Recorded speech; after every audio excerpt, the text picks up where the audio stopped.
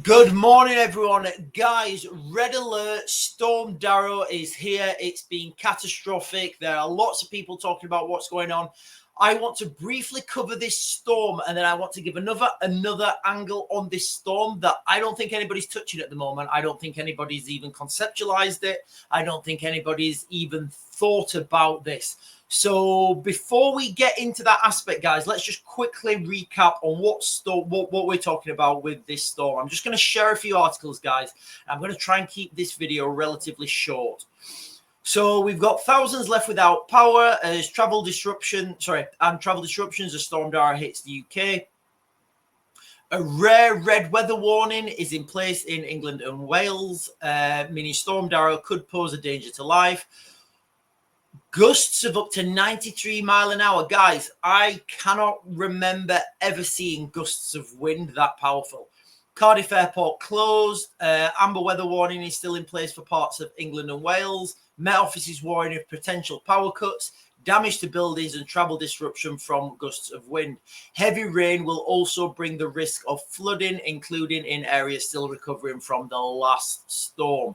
So what we've got here, guys, is a situation in the United Kingdom where the people who live in that southwest coast, they've been given emergency alerts to their mobile devices. Now, I did a live stream last night, and we got a lot of people who lived in that area. Now, what they were saying is that the local supermarkets, Costco, everyone was out buying stuff because they know what's coming. Now, think about the psychology of this. Realistically, we know psychologically that this storm is going to be over in 2 or 3 days, like the very maximum. It's not going to last any longer than 3 days. So psychologically, we know we've got enough food for this. We know we've got enough water for this. We know that we have pretty much in our house, well, we should have already the stuff that we need. But the psychology of this, when people think that there is an emergency event looming, you get people who are not taking notice of the news, who are not taking notice of global events. They're not taking notice of the threats that the Russians have put on the United Kingdom. And I'm going to do a separate video about that afterwards, guys. I want to keep this focused, and I want to keep it relatively short.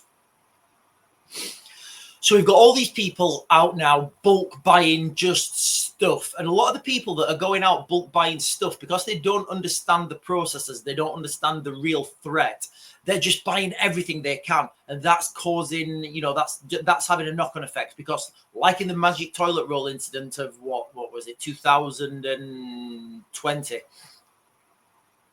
that psychology of people seeing other people leave the supermarket with loads and loads of rolls of toilet roll, they want to then go in and buy loads and loads and loads of rolls of toilet roll. And then there's no more toilet roll on the shelves. So people panic. And you see how it's fantastic when you take a step back and look at the psychology of this. So what I want people to do from this video is just look how people are reacting in that area. Look how people are reacting psychologically when they've had this emergency alert to their mobile phones. Look how people are reacting in a community. Look how local governments are reacting. And then what you can do is consider that, but times 20. If at some point we start getting messages on our phones like the Ukrainians do, air raid alert, parts of Ukraine are under air raid attack, please seek shelter. Can you imagine the psychology of people, especially people in the United Kingdom who've never witnessed this? We've never faced this since the Second World War. But the difference with the Second World War was nobody had social media. These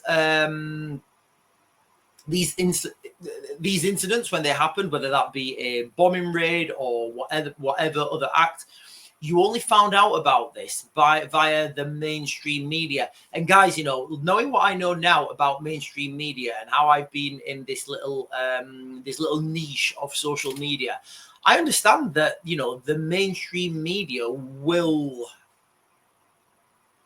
report on things advantageously for one certain aspect. They will report on things that's advantageous to a certain direction.